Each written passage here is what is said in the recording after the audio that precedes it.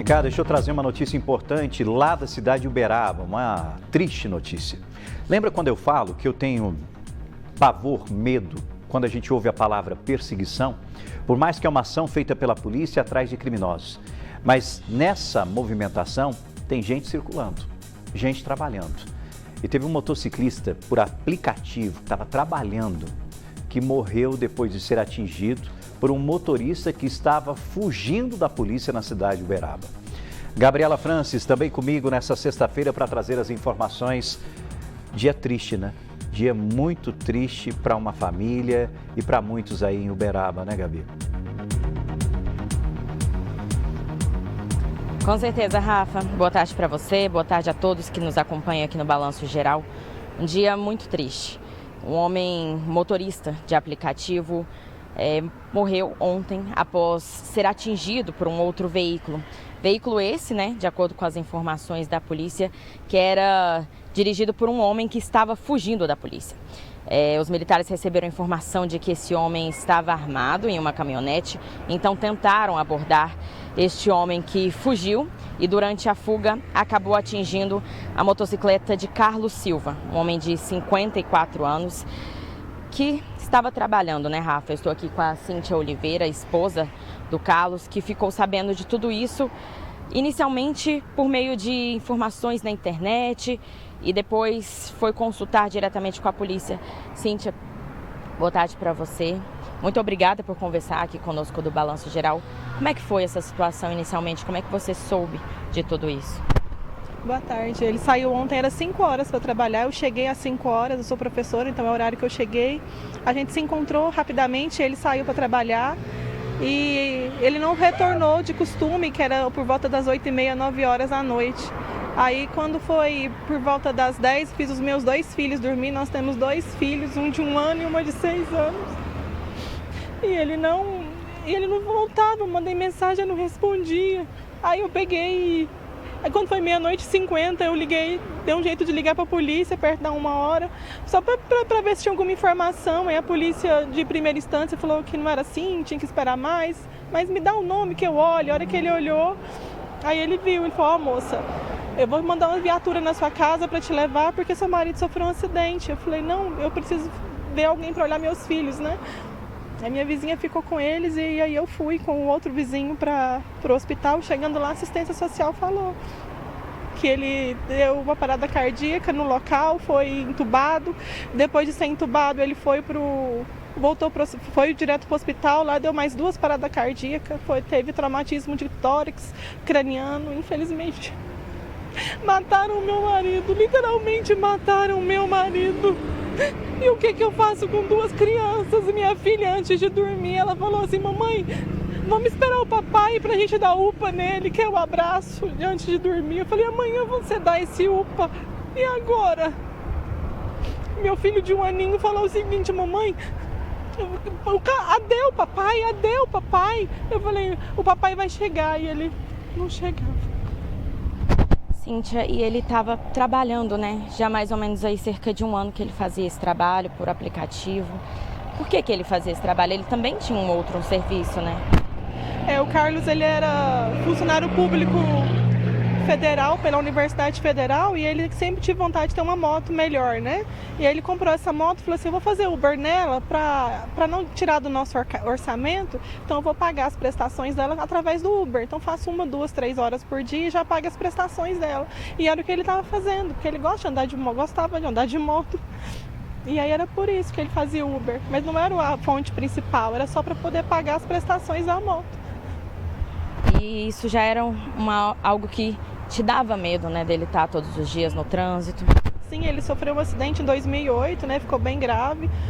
E agora, novamente, né, nos 2 acidentes, ele não teve culpa. Então, assim, é revoltante, é literalmente revoltante. Você saber que um pai de família sai para trabalhar, promete um UPA para a filha e não volta para poder cumprir porque alguém resolveu que nesse dia ia fazer besteira, sabe? Que não ia cumprir com as leis. Então, assim, a gente tem que pensar no outro, né? O nosso erro atinge o outro. E foi isso que fizeram com a minha família. Minha família está dilacerada. E agora, o que eu faço? E Rafa, uma informação que também foi passada pela Polícia Militar é que quando a equipe conseguiu abordar este homem, eles descobriram também que já havia um mandado de prisão em aberto contra esse homem. Então, era uma pessoa que não deveria estar nas ruas, né? E isso também, essa revolta vem disso também, né, Cíntia? Essa revolta é isso, sabe? Porque a gente faz tudo certo, a gente cumpre tudo, a gente é honesto em tudo. E aí, de repente, alguém resolve ser desonesto, sabe? Você resolve fazer as coisas erradas e atinge o outro. Isso que dói na gente, né? Porque não atingiu só o meu marido, não levou só meu marido, levou minha família, os meus filhos. Eu tô indo pra casa agora contar pra minha filha que o papai virou estrelinha. E aí? E este homem, né, foi preso. Agora, a justiça, né, ela é o que a gente espera que seja feito, né, Cíntia?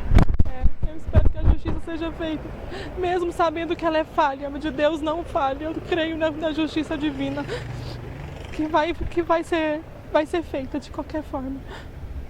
Muito obrigada, Cíntia, a equipe do Balanço Geral presta todo o nosso apoio, nossos sentimentos, porque é realmente revoltante, como você mesma disse, porque é um pai de família, é um homem, um trabalhador que estava somente trabalhando, né, Rafa? Infelizmente, acontece uma tragédia dessas que é desencadeada aí por ação de uma pessoa que nem nas ruas deveria estar. É com você, Rafa. Gabi, primeiro, levo meu abraço para a Cíntia, um momento muito difícil. Muito obrigado por ela ter, num momento como esse, né, sem cabeça nenhuma, parado um pouco para conversar com a nossa equipe e, ao mesmo tempo, é um momento de revolta. Hoje é uma sexta-feira, a gente começou o programa trazendo boas notícias, mas, infelizmente, tem notícia ruim também e uma notícia que atinge a gente direto no peito mesmo. Para você que é pai, para você que é mãe, que acompanha o nosso Balanço Geral, eu fico pensando no que essa mãe falou agora. Quem é que vai abraçar essa menina de 6 anos?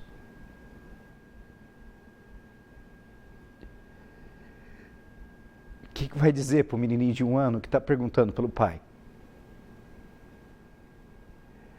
E tudo por causa da ação de um responsável que estava no trânsito. Desculpa, tá, gente? Eu sou pai, vocês sabem disso. E eu fico pensando, que uma situação como essa poderia acontecer com qualquer um de nós. Que trabalhamos, que pagamos nossos impostos, que circulamos na nossa cidade, na nossa região. E infelizmente, tem gente que não é do bem, que não respeita as regras, não respeita as leis e está colocando em risco a vida de uma família inteira. É muito difícil. E, ao mesmo tempo, traz uma revolta que é importante compartilhar e é importante gritar em relação a isso. As nossas autoridades precisam acordar. A nossa legislação precisa mudar. Nós estamos falando de um homem que estava fugindo da polícia, que já tinha mandado de prisão, ou seja, já tinha uma ficha criminal e que, ao mesmo tempo, estava circulando, estava solta. E a partir do momento que ocorreu uma abordagem da polícia, ele fugiu. E foi nessa fuga que ele atingiu o Carlos, que estava trabalhando com a sua motocicleta. Na hora de escolher quem vai ser o seu representante, lembre-se de histórias como essa, de verdade, para que a gente tenha realmente justiça e principalmente segurança, porque se esse cidadão tivesse preso, essa situação envolvendo o Carlos não teria acontecido.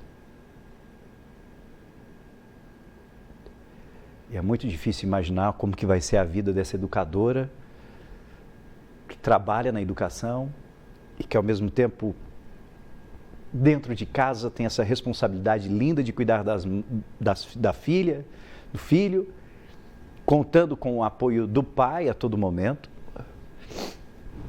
e que agora vai ter que fazer isso tudo sozinha.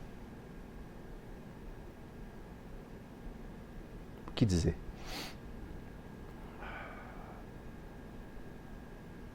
Desculpa.